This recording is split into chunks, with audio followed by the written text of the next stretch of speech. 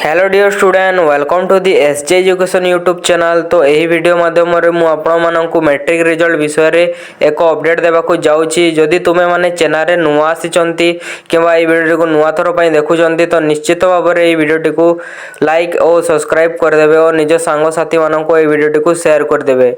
तो आसंतु जानिबा यही अपडेट विषय रे। तो तुम्हें माने एठारे देखि पारुथबो कि इंडिया रिजल्ट वेबसाइट तरफरु एनुअल एचएससी एग्जामिनेशन 2024 जोटा कि 4 मास 16 तारिख रे अपलोड करा जायतिला। तो आपण माने एठारे निजर roll number name mobile number और ईमेल आईडी देकी निजर रिजल्ट देखा चेष्टा कले मध्य आपण माने यह रिजल्ट पाई पारिबे नहीं, कारण ऑफिशियली रिजल्ट टाकू आउट करा जाई नहीं। तो एबे प्रश्न उठे कि ए रिजल्ट टी केबे आसीबो। तो आपण मानको पई मु आपण जणाई देउछि कि अनुमान करा जाउछि कि 11 तारिख नु 15 तारिख मध्य रे मैट्रिक रो ये रिजल्ट बाहरिबार संभावना अछि। एवं कोनोसी नूतन अपडेट आसिले मु वीडियो माध्यम रे आपण मानको सर्वप्रथमे जणाई देबी।